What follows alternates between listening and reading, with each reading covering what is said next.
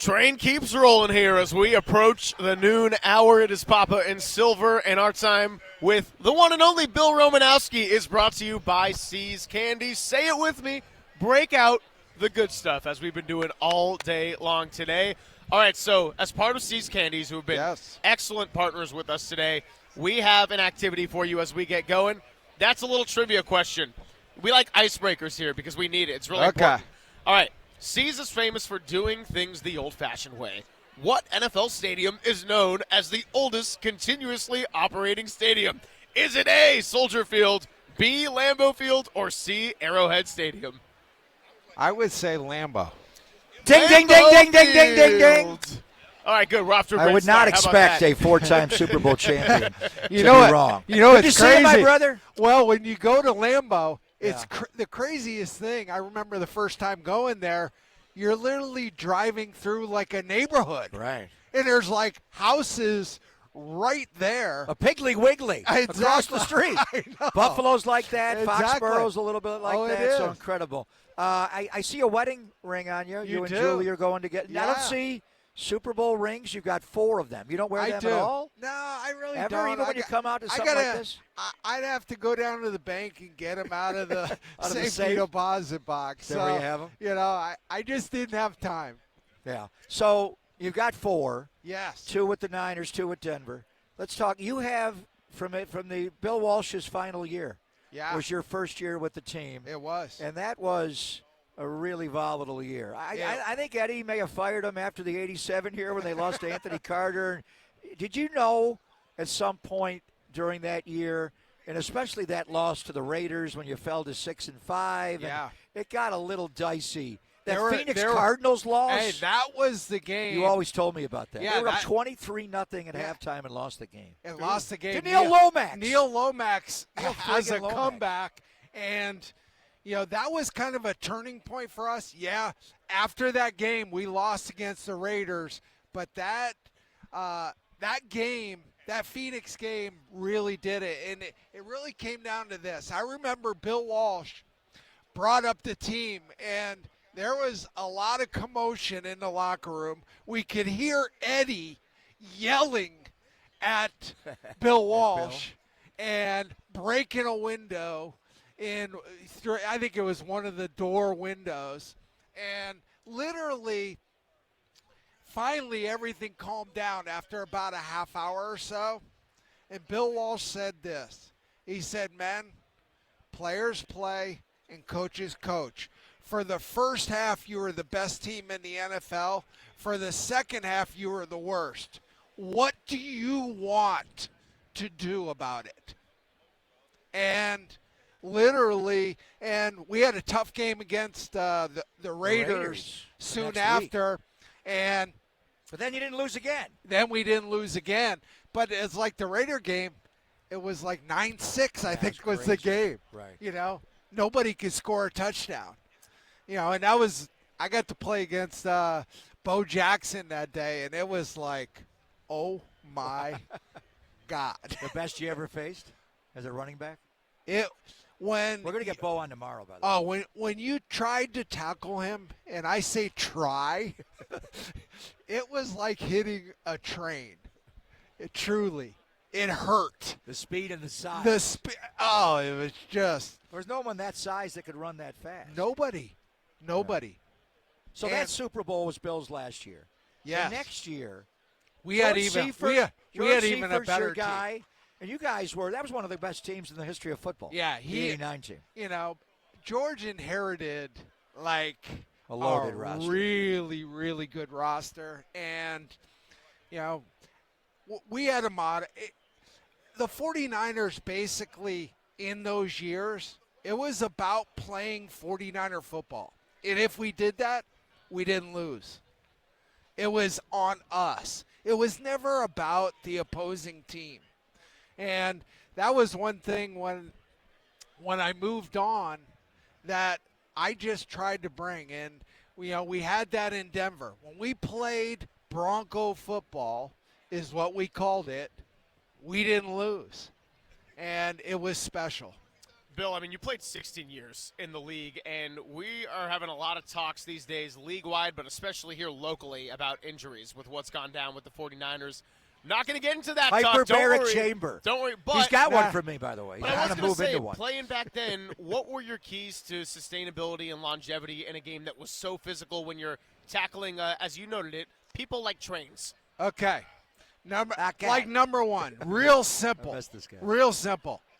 I had my own massage therapist, and it was the same guy every single day. I didn't get a massage once a week. I didn't get a massage twice. I got a massage 7 days a week. And that, soft tissue is a big part of it. I got chiropractic every day. Every single day, I went to the same chiropractor. He knew my body inside and out. When it comes to injuries, and no one's talking about this with the Niners. They're talking about the electricity. I practice at that facility. Okay? So I had to deal with the electricity or whatever it is. The first thing you got to look at is the weight room. It's not the training room. It's the weight room. How are these guys training? What are they doing day in and day out? That is the issue. And a lot of people don't know this, but that's the issue. I can't tell you. I hear John Lynch is one of his big focuses is the weight room and bringing in different people. But that's where you got to look if you have a lot of injuries. And that's where you live. Of all the athletes I've been around in my life, Greg, this guy, the most maniacal. Nobody knew more about his body. Nobody took better care of his body. Nobody spent. Now, a lot of athletes have enormous money, and what Steph Curry does, but, you spend a sizable portion of your salary to do it independent. You didn't miss games. You didn't get suspended for games. You walked that line, but you were always available for your teammates. And, I mean, Christian McCaffrey does it as well. I see him, Nick. Like but they get into bad luck. I mean, you were fortunate, and you put yourself in fortunate situations. But some of these guys are as maniacal as you, and it's a violent game. They get hurt. It is. Like with Christian, I remember we met years ago. I knew him when he was a little guy, and I introduced him to my network. So, and he's taken it probably even to a higher level than I took it to, But I used to spend $250,000 a year on my body. I had my own personal trainer. I had a track coach. I had a number of different therapists that I would call up for whatever injury I had and I needed to address. Because you're going to get injured. And it's just a matter of who is the right person to handle whatever injury. There's a game in Denver. We were playing Monday Night Football in San Diego. Second to last play of the game. I twisted my ankle so bad. And I made it through the last play. We won the game. And I'm walking into the locker room.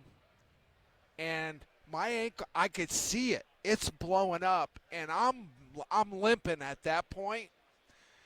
And by the time I left the locker room, I was on crutches. I called Craig Bueller in, where is he? He's in Salt Lake City. And we were in San Diego. You went right there? He met me he did, at like 12, 1 o'clock in the morning. Worked on me for 4 hours till like 4 or 5 in the morning. And then I went to bed, woke up, he worked on me again, and I went into the training room. They thought I was going to be in a boot the next day. And they're like, what the heck did you do? I had no swelling, no anything. My ankle was like this big around. And he worked on the Utah Jazz. He was with the Utah Jazz for like 18 years.